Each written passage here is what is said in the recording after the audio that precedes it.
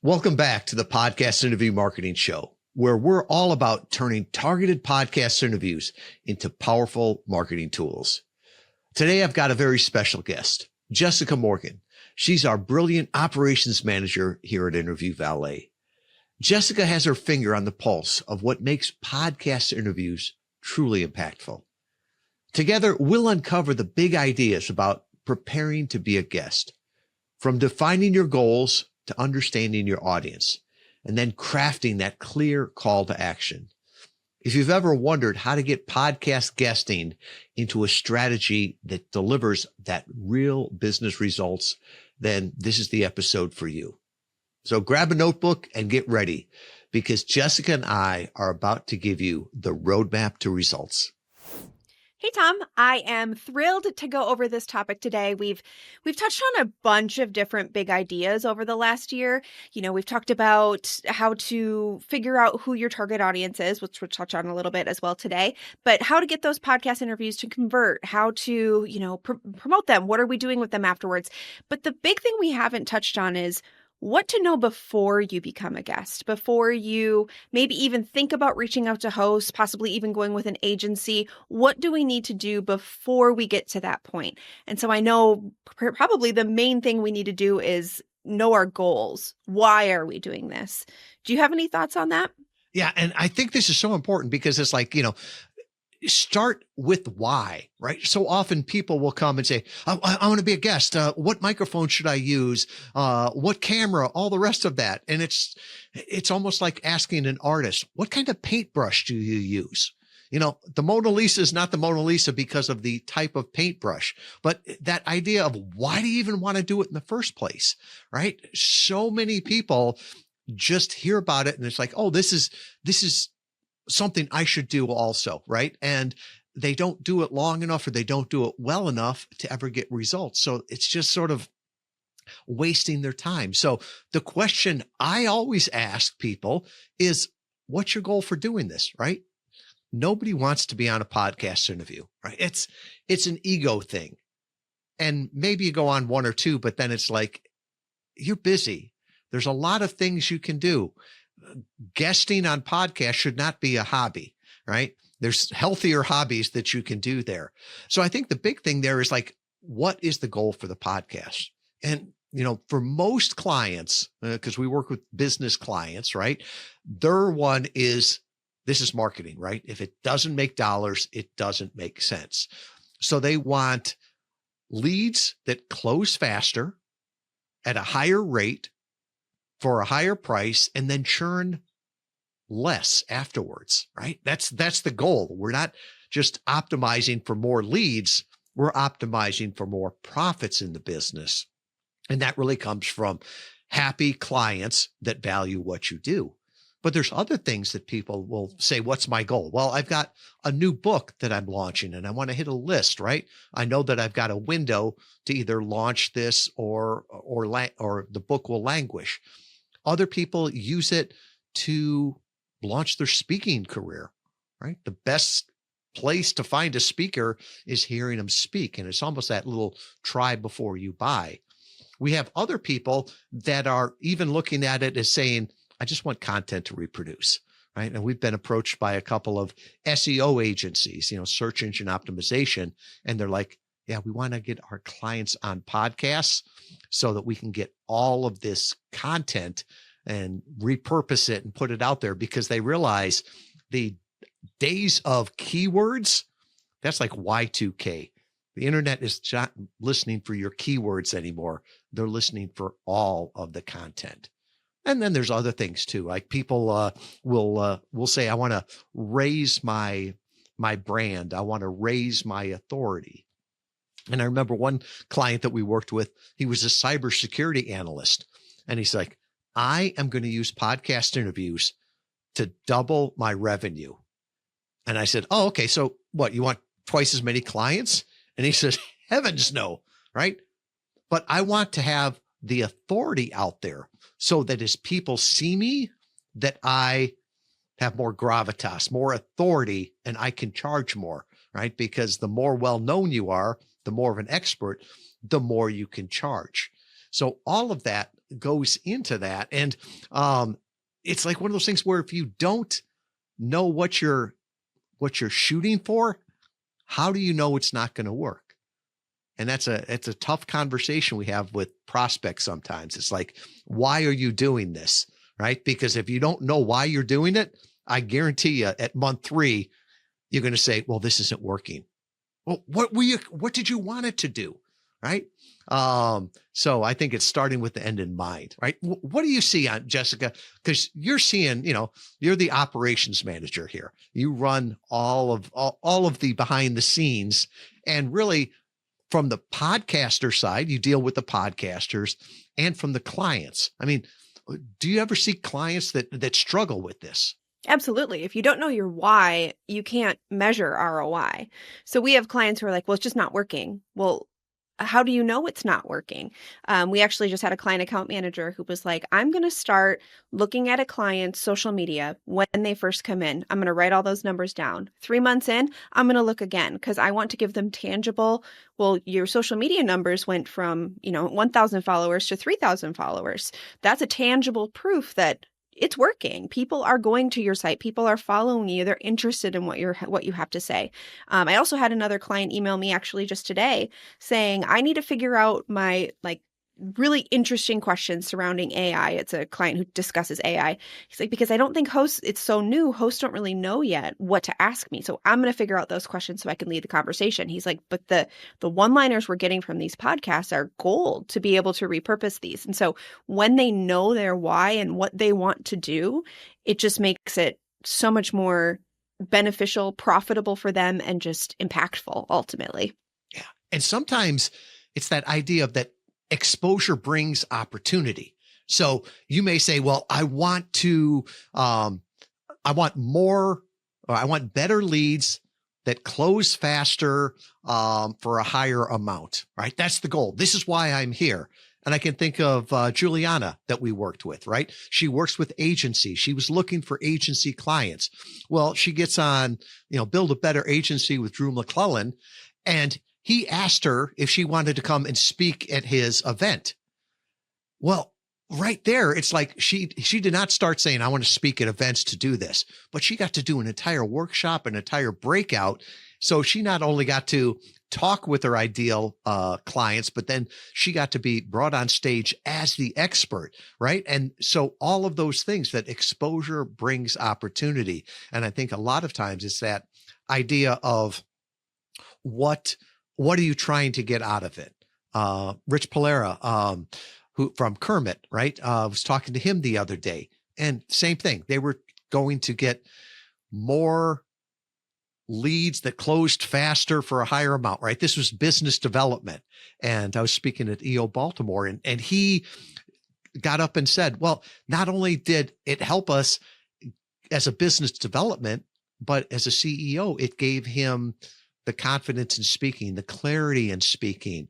He launched his own podcast, and he's like, I used to go to these conferences and walk around like I was in the witness protection plan because nobody knew me, right? They're a small company, an amazing company, but they don't have the booth that cost them $100,000.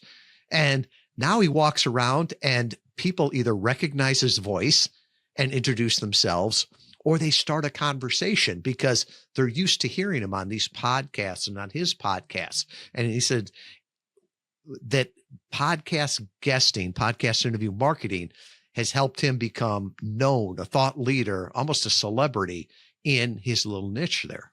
Exactly. Well, and it's confidence too. I know you talk about introverts with podcasting and how it's beneficial. They're having a hard time maybe speaking on stage and such. And we've seen that with some of our clients where they're like, I'm really nervous. I don't know, what am I going to talk about? Nobody wants to hear from me. And they get a couple podcasts under their belt, and all of a sudden we don't even recognize them. They're so confident in what they're talking about. And it's kind of that confidence booster to be behind the screen. You're not talking right in front of somebody, but it's just that little bit of a boost. Makes you feel a little bit more comfortable. Absolutely. So another thing, so we need to know our goals. We've talked about this time and time again, but it's because it's so important. But your audience, who do you want to talk to? Who is your ideal audience? And sometimes it's not even who you think it is when you get further into podcasting. But right off the bat, we need to know who our ideal, understand the show's audience and who our ideal audience is. Yeah, because we're not optimizing for podcasts. It's not what podcast do you want to be on, but what audience do you want to speak to? And Shane Duffy from Glass Geeks down in Texas, he was the one that taught me this. He said, you cannot say enough of the right things to the wrong people. And that's where it is, where people are like, I want to talk to everyone. Well, the vast majority of the world doesn't want to hear you. You're not bringing value to them, right? And there's that certain point where it's ego over results. So if you just want to, talk to Joe Rogan, well, is that your ideal audience? Is that going to really drive results? Are they going to care about what you're talking about? Or is it better to really figure out who it is that you want to talk to? And I think some people have figured out their ICP, right? Ideal client profile or their buyer persona, and they'll come to us with a very defined avatar. And that's great because we can use that to put it into all of our databases. Other ones, we work through it with them and to ask them, right? Do you want to serve people overseas, right? You could, but do you really want to have to do services for somebody in Australia? Because somebody's going to have to be up in the middle of the night. And they're like, no. Okay, well, then let's focus on North America, or you're expanding into Europe. Okay, well, let's get some foundational interviews there for you. So really focusing in that. And it's interesting. I got to admit, we've been doing this now over 10 years. And when we first started out, it was podcast guessing, right? We were guessing what the audiences were. And still you'll have people say, well, there's no data around podcasts. There's a lot of data. It's just not free, right? And Jessica sees the bill for all of the different databases that we buy. I shouldn't say buy. I wish we could buy them. We license them. So every month we're paying for about a dozen different databases. And some of them are telling us like the demographics, right? So if you tell us, I want to talk to women that are between the age of 45 and 60. Okay, we can pull up those demographics. I want to talk to CEOs or C-level executives in this area, right? We can build by title. Sometimes we can even do it by things like similar audiences. And Jessica, this is where it gets spooky, right? Where we have a database that we can say, if the people go to this website, here are the podcasts they listen to. And it is. And after they got away with cookies, I was like, oh, this is dead, but it still works. And I can think of the client that came to us, great entrepreneur, right? He started 3 businesses, built them up, sold them off. And he was a high school dropout, right? Wrote a great book. But the problem is he said, I want to be on IdeaCast by Harvard Business Review, right? And we're honest with all of our clients. And I looked at him and I said, there is no way that we will ever get you on Harvard Business Review. And he's like, well, why not? I'm like, well, first of all, you're not a billionaire yet. So you don't have that story going for you. And I said, what does Harvard Business Review, how do they make their money? Selling their journal, selling MBAs and PhDs. For you to come on there and say, you don't need a high school education, that goes against what they're talking about. But ultimately, you wanted to talk to people that listened to IdeaCast. So we can go in there and say, okay, everybody that listens to this podcast, what similar podcasts can they listen to? And sometimes we'll have people that come to us and they're not quite sure what their audience is, right? I think of Craig Cody, right? Craig Cody is an amazing accountant, right? He's got more personality than any CPA you've ever met. He's a retired New York City detective. And he came to us and he said, I want 50 different clients in 50 different states in 50 different industries. I'm like, that's not targeting, right? That's throwing darts at a dartboard. But his point is that at that time, he was brick and mortar on Long Island and he wanted to diversify. So we get him out on different podcasts, and fast forward about 4 or 5 months, all of a sudden we can see that he did great on a dental podcast. And we do monthly optimization calls with all of our clients and pointed it out. And he was like, oh yeah, I love dentists, right? They're professionals, good cash flow, recession proof. For the next 6 months, all we did was dental podcasts. So have an idea of who you want to talk to that will reach your goals, right? But then also have the systems and the data to figure out which ones are biting, right? Which ones are converting and which ones aren't. What have you seen like on your side there, Jessica? Yeah, well, it also goes back to bigger isn't always better. And that's, something we've talked about before is say that you have a target of, I want mortgage brokers or something like that. That's my target. But I want to go on Rogan because there's so many people on there. Well, the majority of people that are listening to Rogan probably are not mortgage brokers, nor does Rogan probably want to talk about mortgage broking. And so it's one of those things where it's bigger isn't better. We need to be targeted. But we've also seen clients who have come in and be like, for example, I want to speak to people who have money and are ready to invest. So we say, okay, this is what we've seen work. What have you thought about veteran shows? And we had one client say, well, that won't work. Veterans, that's not my target audience. We're like, okay, well, Tom, I know that you employ a lot of veteran spouses and such. And we're like, well, veteran shows usually work really well for that because they are looking at potentially eventually getting out of the military. They want to set themselves up for retirement. They might have that flexible income. It's not, you can't put all veterans into a box of, well, they don't have that flexible income to invest. I know a lot of veteran, families who have that extra and they want to provide for their families for the future. And they have that mindset already, that discipline. And so once we kind of talked to him about that, he was like, okay, I can see how that could work. Went on a veteran show and it was a huge hit for him. So it's one of those things where it's also having an open mind. We also, when we give, avatar lists is what shows that we're like, hey, we think these could fit. We want to see where your boundaries are.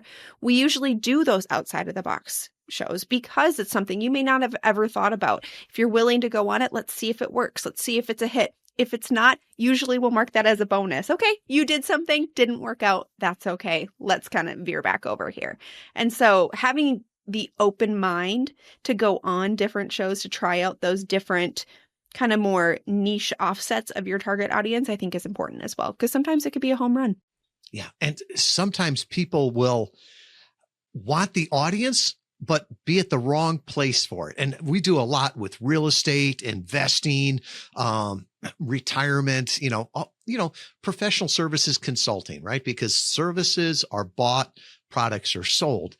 And we've had this discussion with so many people and they're like, yeah, I want to talk with people that are wanting to invest. And so, I want to be on all of these investment shows and I want to be on CNBC and all the rest of that. And you're like, that's your competition, right? Why would they let you on there? Or the other one that is like, well, CNBC, that sounds really good. So you've got people that are listening nonstop during the day to Kramer and they think they're smarter than you and they can figure it out themselves. Is that really your ideal client? Do you want somebody that is second guessing you all the time? And then they're like, oh, I never thought about that. And then we start asking them, well, who's your ideal client? Oh, small business owners, of this age, they're busy, farmers, right? Because I've really worked with them and I understand that we're a Midwest company. Well, great. Well, let's get on shows that they listen to, right? Because I don't think a farmer is in the tractor listening to CNBC all day long. Let's get on podcasts that speak to them. And so that's really where it's a little bit of art, a little bit of science, and a whole lot of experience. Exactly. Well, then, you're okay. You decide that audience, your why. And we've talked about, what do you do with them after as far as repurposing and such. But before we even get to that point, there's the power of the call to action, right? A clear call to action. And what how do we decide that? And we've touched on this a little bit as well, but I think having some success stories that we can talk about the power of a clear call to action is important. I know here we say 3 yeses: your small yes, your medium yes, and your heck yes. And we've gone over that before with our welcome pages, all of that. But do you have any advice or any kind of points to touch on about that clear? Why is it so important to have a specific call to action? It's sort of like what we talked about before. Start with the end in mind. What do you want them to do after they hear you? And too often I'll hear people and it's like, oh, that was a great discussion. Oh, that was so lively. Well, did you get any clients from it? No. Well, you know why? It's like going out fishing. Oh, we had a great day. The weather was great. Everything was great. It's like, did you get any fish? Well, I don't know if the fish were biting because I didn't put any hooks in the water.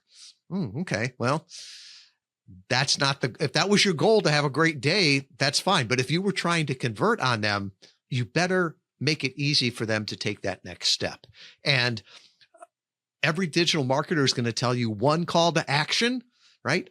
I don't disagree with them, but over a decade, it's always shown on a podcast interview, give them 3 ways to say yes, right? Meet them where they are. So what do you want them to do? What would be a small yes to get them back to your website, right? Somebody could hear you and it's like, yeah, I'd love to do this, but you know what? It's right around the holidays. It's right around the busy season. I don't have time to read that book or have a call. Well, give them something that doesn't take them a lot of time or a lot of money and to get back there. And things like checklists work great. Self-assessments, something that's a quick win, right? Come back to the website and look around is not compelling. Sign up for my newsletter is not compelling. Nobody wants more email, right? So be very specific of what they get. So that's a small yes, right? The medium yes is something that takes them a little bit more time or a little bit more money, right? For professional services, for the vast majority of the people that we work with, it's more time than money, right? Because their clients value their time more than their money, right? They've got more of abundance to it. So to come back there, and what's going to take them more time? Maybe watching a webinar, watching a face-to-camera video, sending them a book, right? And we've had clients before. It's like, well, I'm going to give away the first chapter of my book. It's like, well, why? Oh, because then if they like it, they can buy it. Well, are you trying to make your money off of the book, or are you trying to make the money off the consulting? And the ones that do the best are the ones that say, I'll send you my book, right? Just give me your physical address and I'll send it to you. And they send it in this nice box and everything. You've got a client that's worth $50,000. Send them the $10 book, right? Because now they get it. It's sitting there.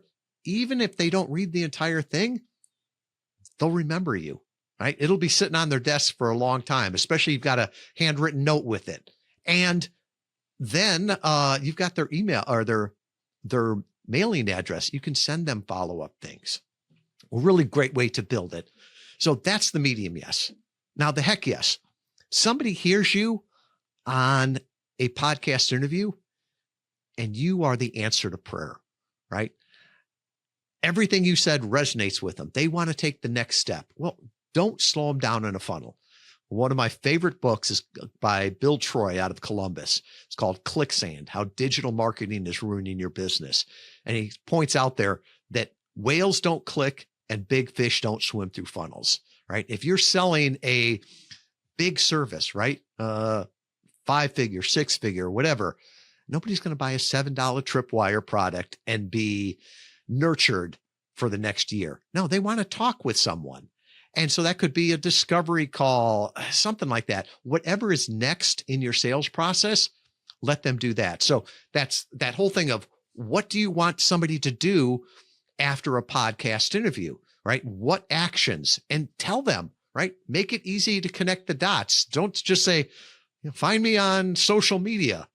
No, make it easy. And so, we also teach, send them to one place. Give them 3 ways to say yes, but send them to one place. And that's called a welcome page. We won't go into all of that, but that's the only way you can attribute the traffic. Like Craig Cody, that's the way he knew that dentists were his ideal clients.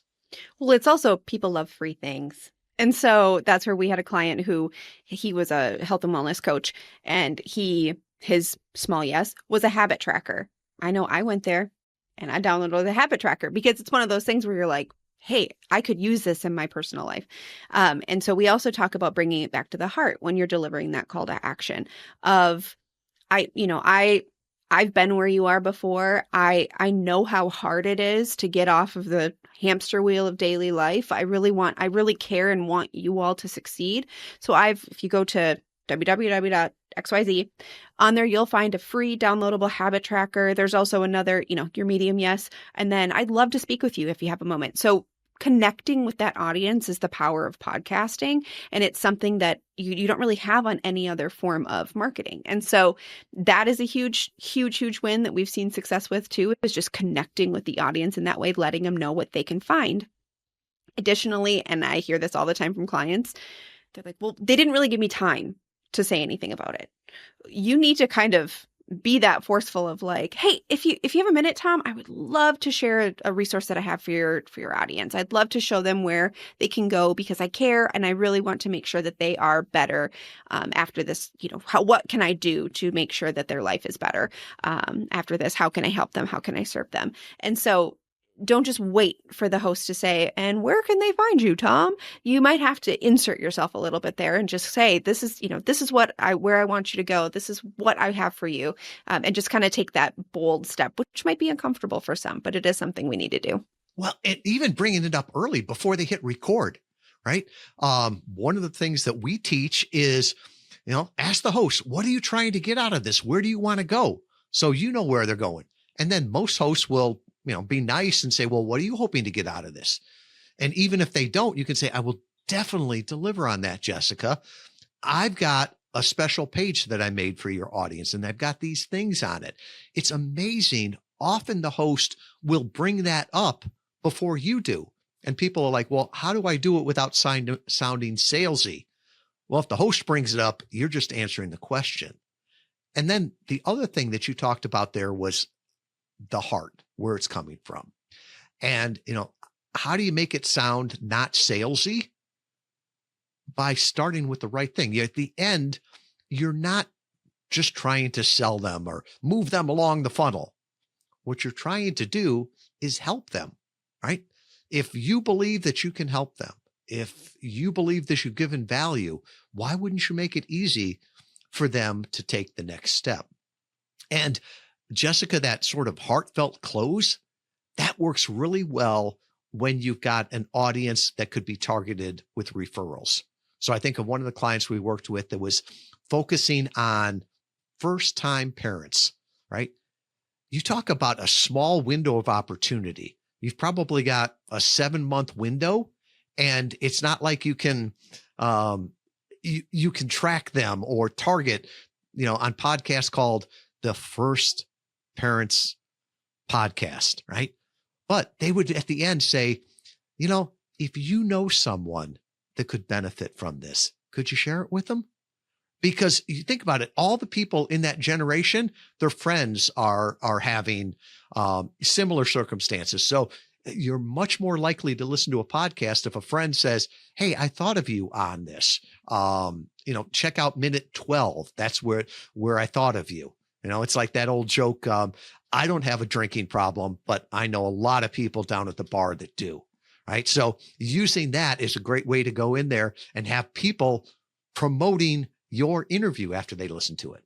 Exactly. Well, it works in a bunch of different ways too. We had another client who was targeting people suffering with Alzheimer's or dementia or the care of aging parents. And, you may not be dealing with that, but your best friends might be. Or, I'm listening to this and I'm like, well, my father-in-law might be, dealing with something like that, or my father might be. And so it's something where it's the power of the word of mouth. And so when we're doing podcasting, right, we're podcast interview marketing, we're podcast guesting, how do we fit that right into our marketing strategy? We've talked about it as a part of the larger marketing strategy, and we're repurposing, we're promoting, we're doing all of that. But how else will that help our larger marketing strategy?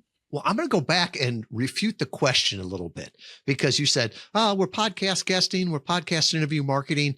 Too often people will say it's the same thing. It's like, no, podcast guesting is an activity. Podcast interview marketing is the strategy behind it.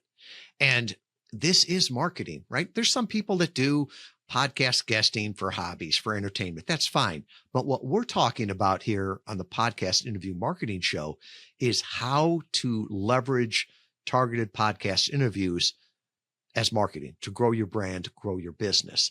And it's not silos, right? And the people that get the most from it are the ones that look at this as part of their overall marketing plan. And it is a marketing plan. So you start to think about, okay, what are we going to talk about in first quarter of the year? Okay, what's our big focus on there? Well, in the fourth quarter of the previous year, start doing those podcast interviews, because now you've got the content that's out there.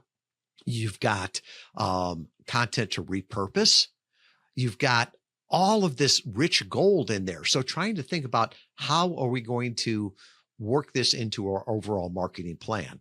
I'd mentioned before, there are SEO firms that are reaching out to us to get the content so that they can do it for, it's basically SEM, search engine marketing, right? So they're trying to get more content out there. That's a way to do it. The other thing, and hats off to Mickey Kennedy from eReleases. Mickey is a great entrepreneur, great company. If you ever know Perry Marshall, you've probably heard of Mickey because he references them. And as I'm going to say, when somebody like Perry Marshall, the great marketer, mentions you, you must be doing something right. But Mickey said that he's been doing podcast interviews for years, right? It's part of his core strategy. And he'll think about, what are we focusing on next quarter? And that's what I'm going to be talking about this quarter. So he's updating his, we call it a one sheet, right? That we use to introduce him to the host. We don't pitch, we introduce. And the topics will change. They'll get updated based on what's new, what's are they focusing on. And he'll also do it for his search engine terms, right? And he shared recently that the SEO firm that he was working with said, in public relations, press releases, those things, those keywords are so competitive that you'll never get them. Don't even try competing for them. Go for the longer tail, the easier ones. And then they came back and they said, you're ranking really, really high for these ones. And we didn't do anything for this. And when they dug into it, it all came from his podcast interviews, putting that content out there. Because as we speak about this today, 2025, the idea that the search engines are just looking at your keywords is laughable, right? That's Y2K. That's, they're listening to everything. They're watching everything. And one of the big things today that people are talking about for podcast interview marketing is that long form collaborative content like podcasts is what the AI engines love. And some people call it AIO. The technical term is LMO for language machine optimization, but they're looking for your share of voice and the sentiment. So when you're on a podcast interview, that's like 45 minutes of great content that they're all indexing. And when it gets repurposed, they're seeing it everywhere. And I don't want to say it's a fluff piece, but it's definitely seeding the internet with 45 minutes of positive content. And Jessica, I think it was the end of November 2024, ChatGPT started to show its sources where it was pulling information from. And we had always hypothesized that collaborative content and long form collaborative content was what they were looking at. And once they had that source button and you could click that, and down the right-hand side, it would tell you where it was coming from. It was amazing. And I'd encourage people, put your own name in there and then see what comes up and then hit sources. And what it's usually pulling from is your business website, right? That makes sense. Maybe your LinkedIn profile. If you wrote a book, it's pulling it from Amazon. But the other ones that you're going to see in there are things like TED Talks. You're going to see podcast interviews, right? Because now they're going to definitive sites like Spotify, iTunes, and they're saying, wow, this person was seen on there. And it was actually, you know me, I've got 20 tabs open at one time, right? My monitor keeps getting bigger and bigger. And I was talking with one of our clients, Grant Shipman. Grant is like the master at co-living management. And if you don't know what co-living is, look up Grant, because this is, after being in Europe for a month, this is the future of housing in the United States. And so I thought I was putting his name into our database to pull something up. And instead I put it into ChatGPT, Chat as we call it, and hit return. And the stuff they had on on Grant was amazing. And then we hit sources there, and it was all the interviews that he had done over the last 6 months.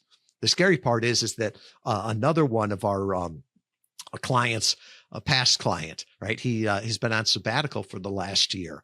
I'd shared it with him, and he looked at it, and when he pulled it up, it wasn't pulling up his old interviews. So I think there's a recency effect with that also, which is sort of, even Chat GPT now is saying, what have you published lately? But all of those things, think about how podcast interview marketing, how your podcast appearances fit in your overall marketing strategy. Right. And I remember when you shared that, and it was so exciting being like, we can finally see the sources. And I want to say it was like 80% of them were his podcast interviews. And so it is really exciting knowing we actually have that tangible, this is where it's coming from. And that, it's awesome. It's interesting. A lot of people are saying, oh, SEO is dead. Content is spam right now with all the AI blogs, but nobody is saying that AI is going away, and nobody is arguing that long form collaborative content isn't powerful. And as an introvert, I'm glad, because it's easy for me to do podcasts and podcast interviews. And also as somebody that writing is their strength, right? I don't have to try writing a 10,000 word blog. I can just talk for a half hour on a podcast. And actually it's the search engines and AI likes it better when I talk, because it's clear the way I speak in incomplete sentences. No AI is doing this. This is human content. Right. Exactly. So, Tom, as we wrap up here, do you have any closing thoughts or takeaways? I know, obviously, we covered the big ideas. Basic little things are, you want to be prepared before a podcast interview and all of that. But I love that we touched on the big ideas, things that aren't usually shared when we talk about what to know before you become a guest. But do you have any other little things that you'd like to add, or any takeaways before we close up? Yeah, I think the big thing is, why do you want to be a guest? What does success look like with this? A lot of people will be like, what kind of microphone do you need? What kind of camera? It doesn't matter, right? We can work through that. Those are easy things, but your time is limited. Your resources is limited. I don't care if you're a solopreneur or you're Amazon, right? There's limited time, limited money. So make sure whatever you do, you've thought out to get the maximum impact. And the other thing I always tell, I sign my emails this way. It's a reminder to me, a reminder to you to stay strong, because the world needs to hear you now more than ever. What an incredible conversation with Jessica Morgan today. She reminded us of the foundation for successful podcast guesting. First, know your why. Whether you're aiming for better leads, growing your authority, or generating content that works overtime, starting with clear goals ensures you're not just busy, but effective. We also talked about the importance of speaking to the right audience and having that 3-tiered call to action: the small yes, the medium yes, and the heck yes. As always, podcast interview marketing isn't just about an activity. It's a strategy to amplify your business. Now, if you're ready to start leveraging targeted podcast interviews, I want to help you get the first step. Head over to interviewvalet.com. We've got all kinds of information there, and you can even schedule a call to see if podcast interview marketing will work for you. The world needs your voice now more than ever. Stay strong, stay focused, and I'll see you next time on the Podcast Interview Marketing Show.